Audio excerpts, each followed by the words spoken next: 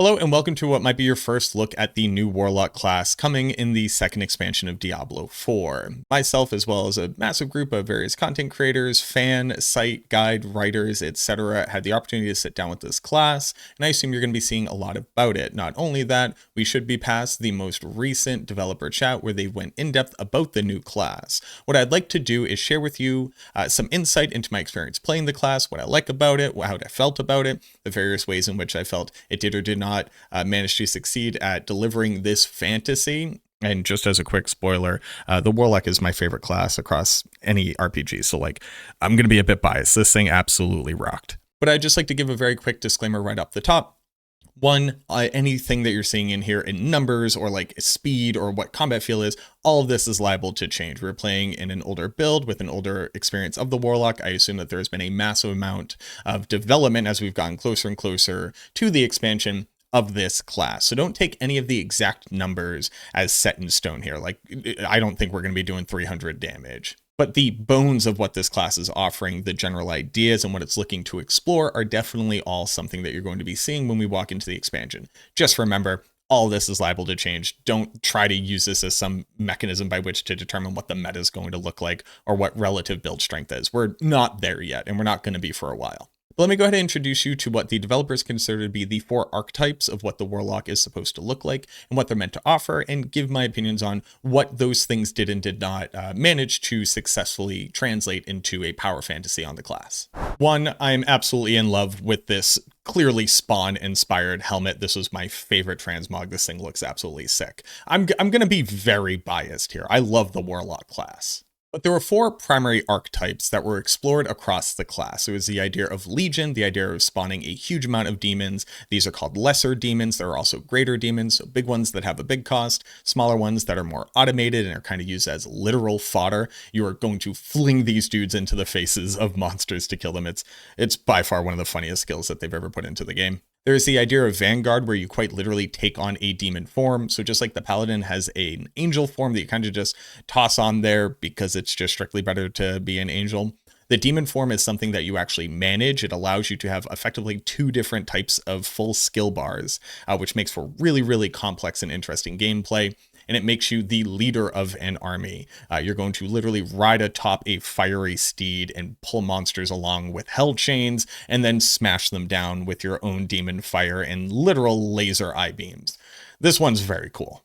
You then have the idea of Mastermind. It's this idea of a very control style Warlock play where you quite literally fold yourself up in shadow form, which is basically like stealth, and you make and spend these stacks of shadow form to be able to empower different skills, and you call upon the darkness of hell as opposed to the fire and brimstone. This is the void and abyss. And then you have the Ritualist. The Ritualist is very interesting in that there's basically 2 different versions of it. There's Abyss Ritualism and Hellfire Ritualism, and they all deal in this idea of Hex and being able to apply these semi-permanent effects to targets and then consuming them to increase your power, making yourself volatile, which is basically empowering your next skill cast and then using that to then empower an engine that gets you a different ability.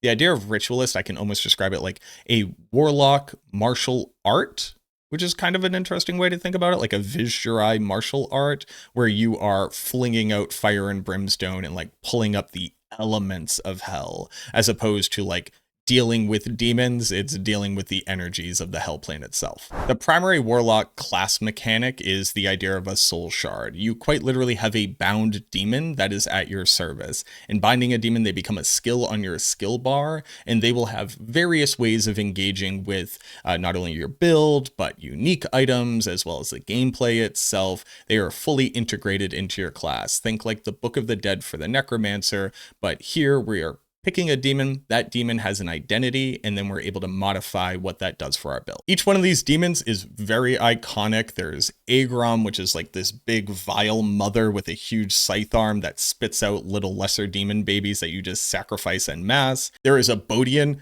who's basically Arcanine, but from hell. He's by far my favorite one. Well, he's my favorite one aesthetically, considering he's a literal fiery hellhound that you can jump on and ride that puts you into a demon form. It's sick. Then you have Taz Routh, who is an abyss dune worm that hides underneath the ground and then comes out and attacks people, and you can set up a little Shadow Realm arena where he just ravages everything in a small area. This one is probably my favorite mechanically. He's a very, very cool concept. And then the last one is Warlock. Warlock is a literal fallen in a stockade, but in the position of like like being on a crucifix. It's like a crucified demon. And he's the saddest one, and you just kind of tear bits off of him and empower yourself and heal yourself and drain resources out of him. I feel like Warlock's got the worst end of the deal here, I'm not going to lie to you. But each one of these soul shards will offer you a different way of fully building around a character. I would say that the soul shards are going to define your build in a much stronger way than most other class mechanics do. And then as you can see below them, there are actually 3 separate variations of each one of these shards. So as an example, with the Legion shard, where you get Agrom, who's the vile mother who spits out these little demon babies, this is going to speak to basically a demon army build. It's this idea that using your greater demons will get you more lesser demons. These will be faster. Whenever you eat enough of your lesser demons, you literally sacrifice these things into ritual circles, then you're going to be able to summon your greater demons, and this idea of feeding into this engine. But going through some of the variants, you'll see like evisceration variant. This will make it so that enemies who are eviscerated, and evisceration is basically like bleed, but you also get instances of damage. It's like getting payoff from applying dots. But the moment that something's eviscerated, all your demons can smell the blood in the waters, quite literally become faster, and then they have a chance to eviscerate as well. So you go from kind of like slow rolling your damage a little bit to ramping up this bleed effect on them, and then all your demons start literally tearing them apart and just shredding chunks of life off of them. This is one of the minor fragments which modifies the greater soul shard that is the demon that you have bound to you when you make this distinction. That's how the class mechanic will work. Very quickly touching on the skill tree, and I'll have a complete breakdown of what is available in the skill tree after that. I don't want to get too lost in the weeds here. I want this to be kind of a lighter, hey, let's get some feeling about what this class looks like type of video. But you can already see how much interconnective tissue there is, even starting this early in your basic skills. So Command Fallen is going to summon a Fallen Lunatic. Those are those little explodey guys that keep popping on you and killing you. Well, now you get to summon these guys. It's pretty awesome. They're an automated source though. They are just going to run around and explode for you. You have a lot of different ways to either make them more proactive or more automated, but they are a basic skill. They're also demonology. That makes sense. You deal in demons, and they themselves are lesser demons. So these do not require you to spend resource to be able to summon. And in fact, as a basic skill, this will generate your primary resource. But this also has the Hellfire tag. Hellfire speaks to the fire and brimstone. Abyss speaks to the dark and the void. And then as you build out your character, you use these different shards, you get different uniques, and you get different aspects. These skills are going to fundamentally change in a lot of different and very interesting ways, and each one of them then feeds into one another. There's a very connected web of modifying your skills and then using them to kind of pump into other systems. Think of how the Druid has a lot of different ways of kind of changing their skills to match different types of skills, or even the Spiritborn has a lot of overlap where their skills all have this interconnectivity. The Warlock is like the pinnacle of that. It's very in-depth, it's very complex, and it allows for you to have a completely different build than another person who might be using all of the same skills. Literally just swapping over your soul shard means you have a different setup and you are getting different effects out of your build than someone else. I think that as far as like autopilot builds, they have a lot of very interesting things going on here, but this class is for people who are looking for a much more complex experience of Diablo 4. And I mean, it makes job security for me, right? It's going to make making really good build guides for this very interesting, because even tweaking one little thing here has a vast impact across the board. This is one of the things I wanted to call out in particular from the skill tree. It's one of your first core skills. It's called Bombardment. It's a core skill. It's demonology, and it deals in lesser demons. It smashes down 4 demons into the ground that each deal damage. These are little fallen lunatics that you literally tear out of a hell portal and smash into the ground on people. It's insane how cool and ruthless this skill is. I'm currently using the primary variant, which will make it so that Bombardment will last for a number of seconds and will continue to call down more and more demons every time that I use it, up to a limit. One of the side upgrades for it, which you get to select one of each of these two, is telekinesis. And each time that you use bombardment, it's going to have a chance to throw other enemies or other lesser demons at that location. So if I'm using Agrom and I've built into this Legion Soul Shard and I have all these little vile baby demons around them, my core skill bombardment will now engage with the demons spawned from a completely different thing and then use them as fodder to then throw and deal damage. Like, that's what I'm talking about. Each little thing is kind of like an Erectus set that every time you click something into place, it starts turning another gear. I could go on and on about this skill tree, but again, I kind of want that to be its own video because I think there's too much information for me to cover it here. Just know this is probably the most excited I've been looking at a skill tree. I just want to very quickly look at some of the gameplay across the various builds. So this was the idea of that Vanguard. This is you in demon form using a bunch of things called Archfiend skills. Archfiend skills are their own node in your skill tree that say, if you aren't in demon form, they summon some kind of demonic ability, but you can choose to have them turn you into demon form when you use them, and then they will trigger from you. So as opposed to summoning this little demon head that breathes fire, you now breathe fire. As opposed to summoning this little sentinel that fires out hellfire beams, they literally shoot out of your eyes now. As opposed to you summoning a big brute who jumps down and smashes on people, you become Darius from League of Legends. Building into Mastermind and building into the Shadow form, you have a lot of different things here. So one, your demon is a bit more automated. He just stalks underneath you and attacks monsters as you go. You're going to be gaining these Shadow form stacks that grant you invisibility, and then you can use those Shadow form stacks to then empower things. You have a lot of different Sentinel and kind of defensive and sentry style. Think of like the engineer from Team Fortress 2 if you ever played that game. But you literally set down these like eye stalk beam sentinels that just fire off lasers and either debilitate the monsters or do huge amounts of damage. You'll have your basic skills, which are going to be applying hexes, which is what you see lingering over these monsters' heads. Those hexes apply debilitations. They also apply damage scaling for you in your build. You also have these like eviscerating, shredding blades that come flying out of you, which is very cool. A lot of interesting ways of utilizing those. And while we aren't going to see exactly every single ultimate skill here, the one that we're currently using here is this Terror Swarm that starts off small if you use this variant, and then it grows and grows and grows, and it chases down monsters. It's like Bone Storm, but on crack. And this is probably why Tav is my favorite. You summon this Netherrealm arena, you send them literally to the Shadow Realm like Yu-Gi-Oh!, and you just let this dude ravage things in that area. This spec that we're looking at here is called a Ritualist. So it's this idea of Abyss and Hellfire. We're using a skill called Hell Fracture and Lava Bomb. So we'll drop down these little brimstone charges and then we'll explode them with fractures. Every time you cast a fracture, it'll set up a line between them. That skill right there is called Apocalypse. Apocalypse is the coolest looking skill. It's this like massive payoff ultimate skill that you drop at the end. You have these sigils, which you put on the ground.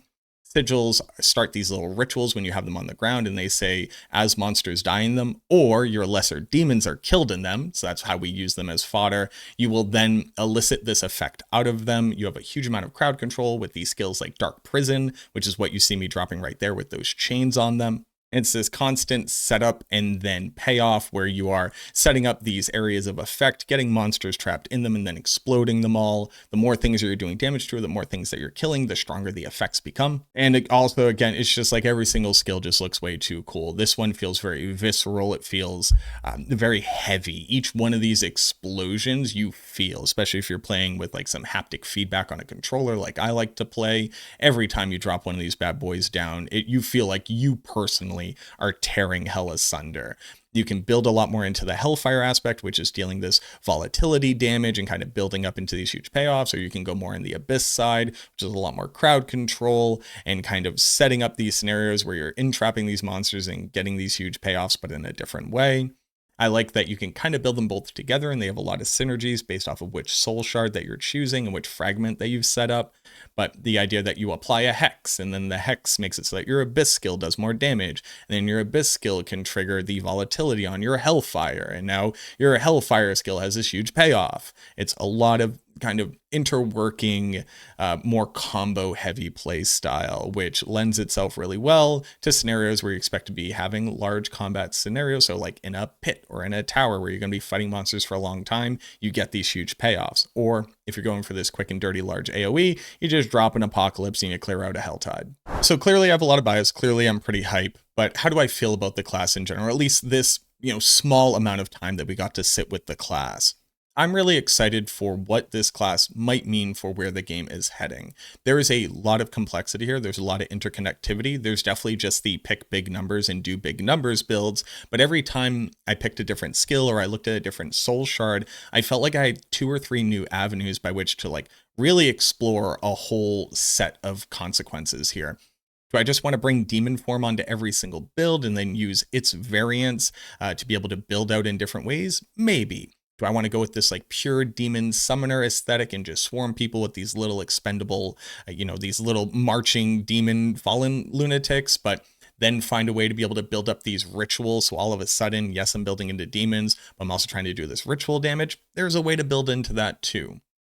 And I think that as people get their hands on the class inevitably, but not only that, as we get more information from the developers, I think there's going to be a nearly infinite amount of theory crafting that can go into this class in a way where I hadn't seen that level of complexity in other things that I have played. It's not that it's completely missing, but this class is clearly built with complexity in mind, and I like that a lot. And then because it's me, obviously I spent almost all of my time in the limited window that they give us to play this class, sitting in the testing room and seeing what it did mechanically, how things worked out. And I was just so blown away by each skill having a very clear visual identity, a very interesting mechanical identity, and allowing you to kind of engage with the world in many different ways. Yes, there are skills that let you target things before, and also just real quick, this reminds me so much, if you've been playing D2R, of miasma chains. And what I think is very cool about this is that while this class is completely different from the Diablo 2 Warlock in its entirety, there is connective tissue in the world because these magics are in the same canon. So clearly they must at least have some kinds of similar origin. So I really like what they did and did not change. I like how the class is different across the games, but I also like that there is connective tissue. There is a through line here in the canon, so it's not just getting retconned game to game. But each skill, every time I clicked a variant, every time I clicked a different option, every time I went in and tried something different, it felt distinctly different. This is probably one of the funniest ones.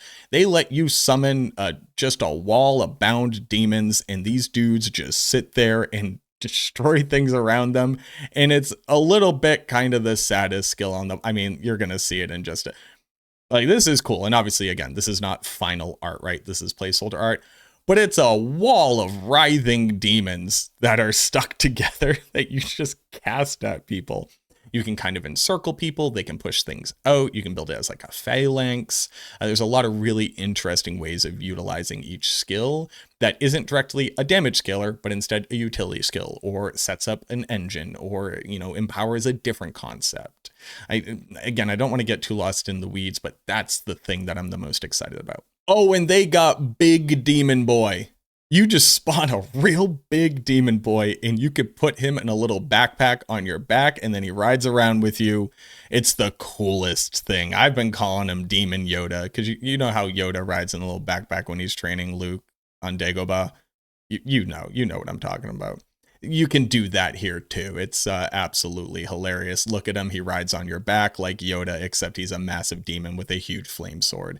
It's like you get Sargeras from World of Warcraft climbing out of an abyss portal on your back and just saying, all right, dog, I'm here. Let's mess him up. And you know what? I think Demon Backpack Yoda is where I'm going to go ahead and leave it off. I'm very excited for more people to get their hands on the Warlock. I cannot wait for the expansion to drop. And I'm really hoping that this helps to better contextualize any questions that you might have had, or any of the information that the developers themselves have put out today. And please look forward to more analysis, more deeper in-depth things as we move a little bit forward with my thoughts on the skill tree, possible combinations, the different play styles, and where I think they might fit into what the Warlock is trying to offer. I'm going to be rolling out that information as it all becomes public, and this NDA and this embargo is finally lifted, and you're going to see a lot of people talking about it. So get ready. We're all really excited about it, or at least I am, and I think just about everybody who got their hands on this class is going to be equally excited. And since this is probably going to be your first video if you either recently found me or only re-found me from Diablo 2 Resurrected, I do also cover Diablo 4. I'm currently the Necromancer class lead for Max Roll. I'm also going to be the Warlock class lead for Max Roll. So you're going to be seeing a lot of this type of content, especially as we walk into the new season. If you're not personally a big fan of Diablo 4, I totally get it. You know what? Just stick around. I promise you, there's going to be a ton to cover in Diablo 2. There's going to be a ton to cover in D4. There's going to be a ton to cover in other ARPGs as well. I'm trying to be less of a one-trick pony here. That's all I'll say. Stick around. I promise I'm not going to be abandoning Diablo 2 if that's your fear, if you see this video and go, oh no, he's turned back over to the dark side. But that's enough of me yapping. Thank you so much for watching this video. I truly, truly hope it helped you to be as excited about the Warlock as I am, and I look forward to seeing you in the next one.